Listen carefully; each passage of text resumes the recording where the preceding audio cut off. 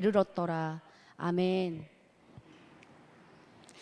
2024년 마지막 수요 예배입니다. 혹시나요? 작년에 우리가 2023년을 마무리하며 송구 예배를 드릴 때 그때 나눈 말씀은 예수님께서 부활하신 후 흩어진 제자들을 찾아가 조반을 차려놓고 기다리시다가 먹이시는 장면이었습니다. 밥을 차려놓고 기다리시는 예수님, 그리고 그 밥을 먹고 다 주님, 그 구원에 관한 이야기였죠. 그리고 우리는 올해 수요 책 모임의 마지막 책으로 예수의 식탁 이야기라는 책을 읽었습니다. 그 책을 통해서 예수께서 식탁 교제를 하심으로 사람들을 만나주시고 구원 역사가 있었던 것과 같이 우리 또한 사람들을 찾아가 식탁 교제를 나누고 그 구원의 역사를 전하자, 복음을 전하자라는 결단을 하게 되었습니다. 밥을 얻어먹는 입장에서 이제는 밥을 사주는, 밥을 대접하는 사람으로 우리가 한 해 동안 성숙해 되었습니다. 오늘 이 말씀을 통해서 우리가 한 번 더 한 영혼에 관한 사랑을 다짐하는 시간이 되기를 소망합니다. 제가 요즘에 룻기를 묵상하고 있었는데요. 기회가 된다면 룻기를 참 자세하게 함께 나누면 좋겠다는 마음이 드는 차에 최민수 목사님께서 또 수요 예배 때 함께 룻기를 간단하게나마 먼저 나눠보는 것이 어떠냐 말씀해 주셔서 함께 나눌 수 있어 참 기쁩니다. 우리나라에서 최초로 노벨 문학상 작가가 탄생했습니다. 굉장히 영광스러운 일이었죠. 한강 작가입니다. 혹시 한강의 글을 좋아하시나요? 읽어본 적 있으신가요? 네, 저는 굉장히 좋아합니다. 개인적으로 너무 좋아하던 작가였고, 그래서 이 노벨상 발표가 났을 때 거의 심장이 쾅쾅쾅 뛰는 경험을 했는데요. 이 한강의 소설에는 늘 한 사람의 인생이 담겨 있습니다. 그런데 그 한 사람의 삶이 어떤 한 시대를 관통하는 메시지를 담고 있습니다. 한 사람의 이야기, 그러나 우리 모두의 이야기를 하고 있다는 것이 아마 노벨상의 이유이지 않을까 생각해 봅니다. 저는 성경의 룻기 또한 그런 글이라고 생각합니다. 등장인물이 사실 많지 않아요. 나오미, 룻, 보아스 정도가 주인공이라면 주인공 격의 인물 정도가 인물이 되겠죠. 그런데 하나님은 이 이야기를 통해서 지금 우리 2024년을 사는 나의 이야기를 하고 계십니다. 우리는 오늘 이 말씀을 통해서 우리가 처한 상황을 깨달아 알고 하나님이 하실 일들을 기대하게 되기를 소망합니다. 베들레헴에 심한 기근이 들었습니다. 룻기가 그렇게 기근이라 함은 한 해 농사를 조금 망친 정도가 아니에요. 정말 진짜 하나도 없는 그런 상태를 뜻하는 건데요. 아무것도 없는 텅 비어있는 상태라는 뜻이죠. 참 아이러니합니다. 빵이 있는 집, 빵이 가득한 집이라는 베들레헴이라는 마을의 이름과는 정반대되는 아주 아이러니한 상황이었습니다. 베들레헴에 살고 있던 엘리멜렉과 나오미 그리고 두 아들은 정말 먹고 살기가 너무 어려워서 모압이라는 곳으로 이민을 가게 됩니다. 떠납니다. 그런데 얼마 전에 죽어요. 그리고 나오미는 두 아들을 홀로 키웁니다. 드디어 고생해서 두 아들을 장성시켜 모압 여자들과 결혼을 시켜 이제 나는 고생 끝이다. 다행이다. 하나님 감사합니다. 그런데 그 결혼을 시킨 한 해에 아들 둘이 한 번에 죽고 맙니다. 결국에는 이 집안에 나오미 그리고 이방 여인인 룻과 오르바 이 셋만 남게 된 것입니다. 이 얘기만 들어도 나오미가 참 불쌍한 인생이라고 있습니다. 고향에 기근이 들어서 정말 먹을 것이 없었고 그래서 이제 좀 어떻게 잘 살아보려고 열심히 살아보려고 이민을 갔는데 남편이 죽었습니다. 그 와중에 고생해서 두 아들을 장성시켜 장가를 보냈는데 두 아들마저 잃어버린 것입니다. 그것도 한 해에 말이죠. 그 세월 동안 나오미는 늙었고 과부가 되었고 자식을 잃은 엄마가 되었습니다. 나오미의 심경은 정말 이루 말할 수 있었겠죠. 아, 이제 나는 이 이방 땅 그냥 혼자 이렇게 죽겠구나 했을 것입니다. 그런데요, 그때 소식 하나가 들립니다. 1장 6절을 함께 찾아보면 좋겠습니다. 혹은 찾기 어려우신 분들은 제가 대표로 읽어드리도록 하겠습니다.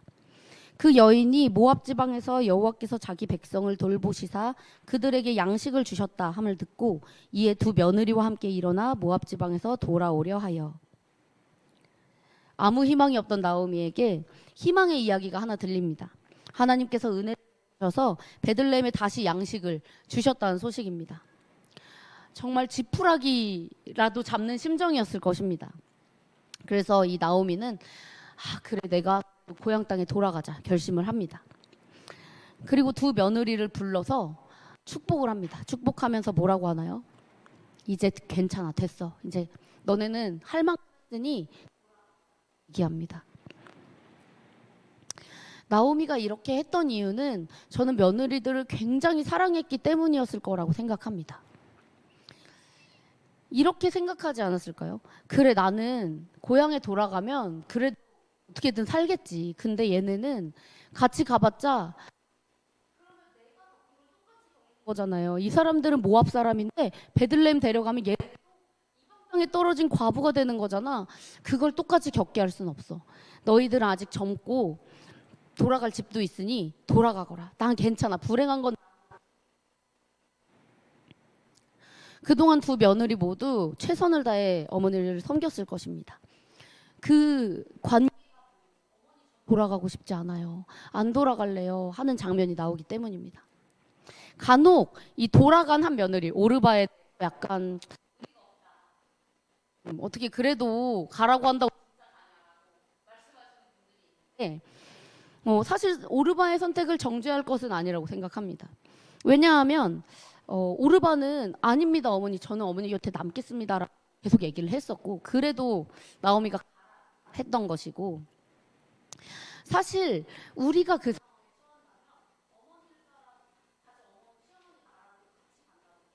굉장히 쉽지 않은 선택이었을 것입니다. 오르바는 인간적으로 정말 최선을 다했던 것입니다. 우리는 오늘 룻의 결단 주목해야 합니다. 룻 또한 오르바와 마찬가지의 상황이죠. 젊고 돌아갈 집이 있었고 그동안 시어머니를 모시면서 최선을 다했습니다. 이제 남편이 죽었으니 아버지 집에 돌아가는 것이 어쩌면 마땅한 선택일 것입니다. 나오미와 함께 있다고 한들 아까 제가 말씀드렸던 것처럼 고생만 죽어라 하겠죠. 당시의 문화상 집안에 남자가 없으면 상황이 나아지. 그런데 룻은 참 이상한 선택을 합니다. 우리가 오늘 주목해야 할 첫 번째 장면입니다. 우리 함께 오늘 읽어볼까요? 16절부터 17절입니다. 시작.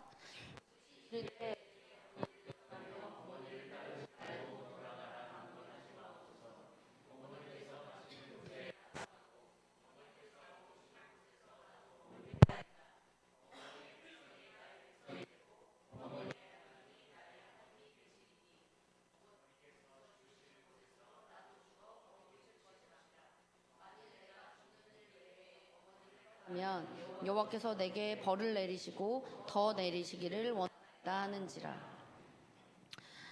이상 어머니와 함께 가겠다고 약속을 합니다. 이방 여인 룻이, 과부가 된 룻이 시어머니 나오미에게 어머니의 하나님이 나의 하나님입니다. 내가 죽을 때까지 어머니와 함께 하겠습니다 라고 말합니다.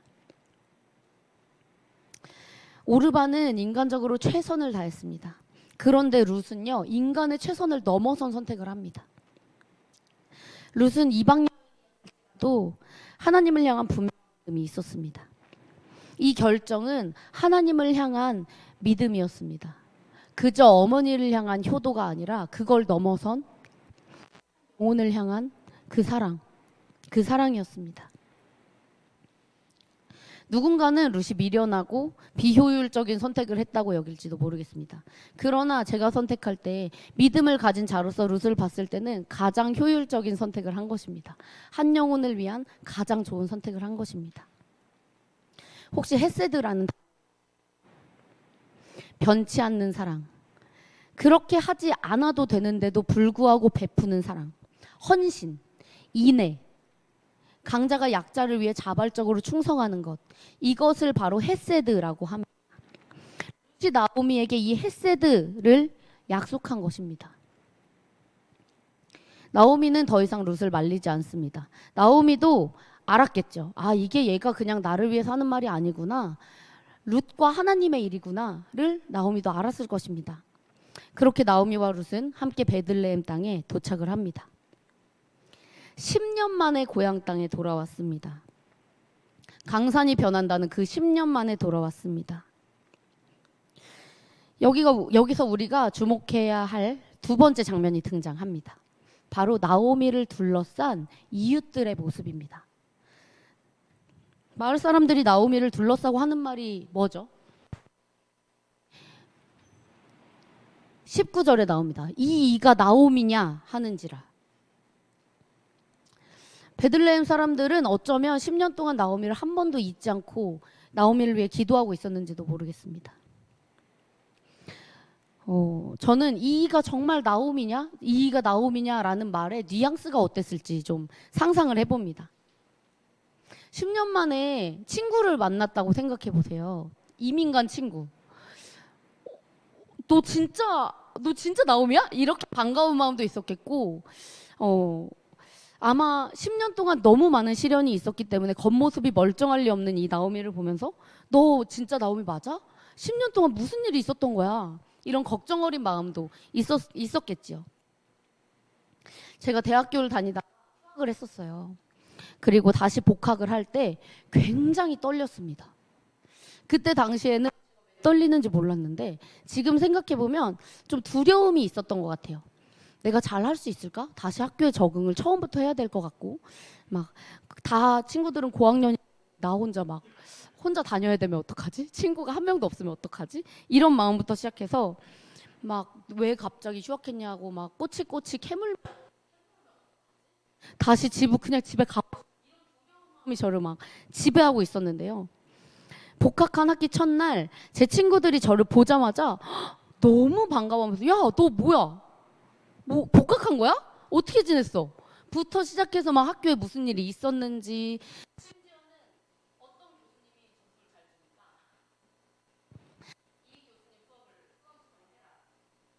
까지 막 얘기를 해줬습니다. 그때 제가 느낀 감정이 뭔지 아세요? 안도감입니다. 안도감. 아, 이 사람들 나 기억하고 있었구나. 나 알아봐 주는구나. 내가 없던 이 시간 동안에 했든지 간에 얘네들은 나를 계속 궁금해했구나. 그제서야 저는 제가 뭘 하지 않고 그냥 내가 나로 그냥 있어도 되는구나 라는 안도감이 들었습니다. 나오미도 아마 저랑 같은 비슷한 기분이 아니었을까 생각해 봅니다. 그 자체로 이미 마음에 위로가 되었을 것입니다. 나오미를 맞아준 베들레헴이라는 마을은 이런 곳이었습니다. 기근을 견디며 주의 은혜를 구하고 그리고 하나님의 은혜가 회복된 풍성한 공동체였고 구성원을 잊지 않고 기억하고 따뜻하게 맞아주는 그런 공동체였습니다. 우리가 속해 있는 교회의 모습은 어떤가요? 회복된 베들레헴 같기를 소망합니다. 그런데 그럼에도 불구하고 이것이 아주 희망적이지만은 않습니다. 마을 주민들의 친구들 받기는 했지만 그렇다고 내가 먹고 살 천만다행인 것은 당시 이스라엘에 가난한 자들이 이 추수 때가 나달을 주어서 생계를 꾸릴 수 있도록 하는 일종의 사회 보호가 있었습니다. 그래서 룻이 어머니를 대신해서 나달을 주우러 가지요. 여러 밭 중에 한 곳으로 갔고 나달을 줍다가 보아스는 룻이 행했던 일들을 이미 이 베들레헴 안에 소문을 들어서 알고 있었습니다. 보아스가 보기에 룻이 참 장하게 느껴졌던 것 같아요. 하나님을 향한 믿음과 시어머니를 위한 헌신에 보아스가 힘을 실어줍니다. 이 소녀가 일부러 그려 이 소녀가 충분히 주워갈 수 있게 해라. 먹을 것을 주고요. 어떻게 지내는지 살 수 있는 장치들을 마련해 줍니다. 잠시 말씀을 찾아서 읽겠습니다. 1장 22절 1장 22절 제가 대표로 읽겠습니다. 눈으로 같이 읽어주세요. 나오미가 모압 지방에서 그의 며느리 모압 여인 룻과 함께 돌아왔는데 그들이 보리추수 시작할 때에 베들레헴에 이르렀더라. 2장 3절과 4절도 함께 제가 읽겠습니다. 2장 3절과 4절은 성경을 찾아보셔야 합니다. 룻이 가서 베는 자를 따라 밭에서 이삭을 줍는데 우연히 엘리멜렉의 친족 보아스에게 속한 밭에 이르렀더라. 마침 보아스가 베들레헴에서부터 와서 베는 자들에게 이르되 여호와께서 너희와 함께 하시기를 원하노라 하니 그들이 대답하되 여호와께서 당신에게 복 주시기를 원하나이다 하니라. 이 대목이 바로 우리가 주목할 세 번째. 우리가 주목할 것들은 이 말들입니다. 보리추수 시작할 때에 우연히 마침 이 세 단어. 이것이 정말 우연히 일어난 일일까요? 우리는 모두 알고 있습니다. 그리고 고백합니다. 우리의 삶에서 겪는 모든 일들이 하나님 계획 안에 있다고 우리는 고백합니다. 이 일이 우연이겠습니까? 그 일을 맞닥뜨리는 당시에는 우연이라고 생각할지언정 나중에 지나고 보면 우연인 것은 아무것도 없습니다. 때때로 하나님은 우연처럼 일하십니다. 사람의 눈에 우연처럼 보이지만 하나님의 눈으로 봤을 때 결코 우연이 아닙니다. 베들레헴에 이르렀는데 보리추수를 하고 있었고 우연히 보아스의 밭으로 갔으며 밭에 나와 있었습니다. 보아스는 사실 밭의 주인이기 때문에 밭에 나올 일 없어요. 그냥 땅 주인일 뿐이지 일꾼은 아니거든요. 하나님이 이 모든 타이밍을 통해서 룻과 보아스가 만나게 하십니다. 하나님의 은혜를 베푸시는 순간들이 계속해서 나오미 있었던 것입니다. 시간상 오늘 다 나눌 수는 없으나 굉장히 많은 일들이 후에 있습니다. 그리고 보아스와 룻은 결혼하고 아이를 낳고 나오미의 인생이 꽉 찬 행복으로 마무리됩니다. 더 나아가서 보아스와 룻의 아들 오벳이 다윗의 할아버지가 됩니다. 예수 그리스도의 계보에 이방 여인, 이방의 과부 여인, 그리고 베들레헴을 떠났던 한 과부, 늙은 과부, 그 여인들이 오르게 된 것입니다. 사랑하는 헤이스 패밀리 여러분, 하나님은 주의 자녀들을 결코 혼자 두지 않으십니다. 나오미의 삶은 정말 너무나도 어렵고 힘들고 고통스러웠을 것입니다. 그러나 그 순간에도 그 고통스러운 순간 하나님의 인도하심이 있었습니다. 하나님은 한순간도 나오미를 홀로 두지 않으셨고 다시 하나님의 땅으로, 그 베들레헴 땅으로 돌아오게 하셨으며 결국 그 삶을 영광 가운데로 인도하십니다. 하나님 앞에 나오미의 텅 비었던 인생을 하나님께서 기쁨과 감사로 채우셨습니다.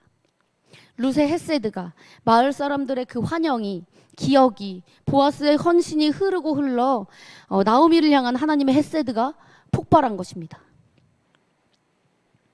동시에 룻과 보아스와 마을 사람들을 향한 하나님의 헤세드도 폭발했죠. 오늘 제목처럼요.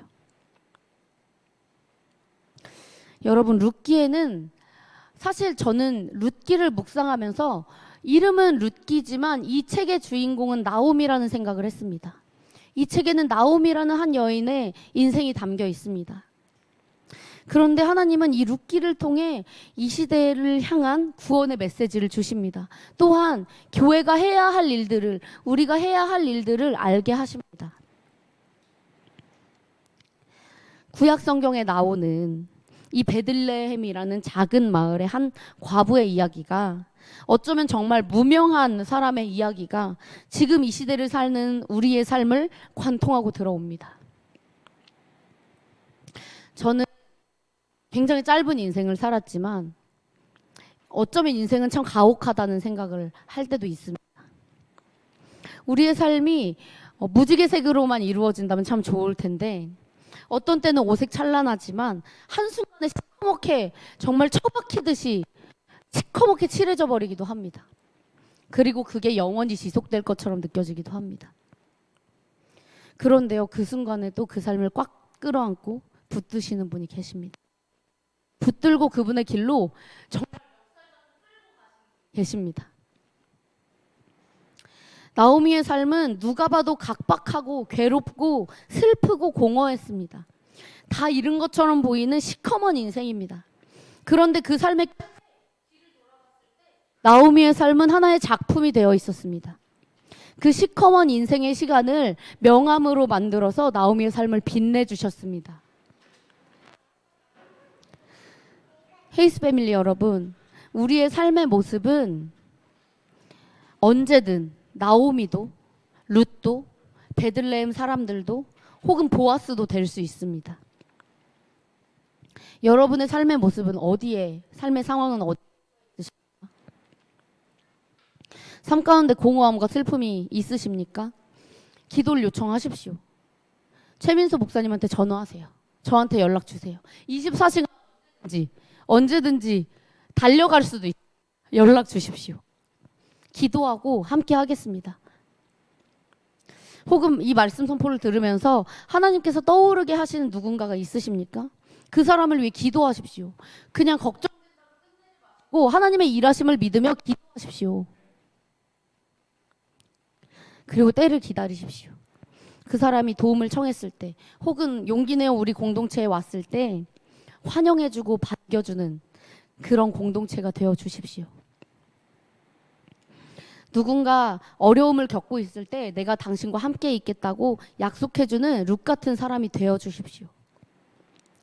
어떤 때는 보아스와 같이 하나님을 믿음으로 섬기는 자들을 위해서, 하나님을 믿음으로 이웃을 섬기는 자들, 룻 같은 사람들을 위해서 그 사람들을 끌어줘야 할 수도 있겠습니다. 기꺼이 하십시오. 망설이지 말고 합시다. 우리가 하나님이 다 아십니다. 이 무명한 과부의 이야기를 성경에 실으셨던 하나님이 우리의 그 헌신과 사랑을 기억하실 것입니다.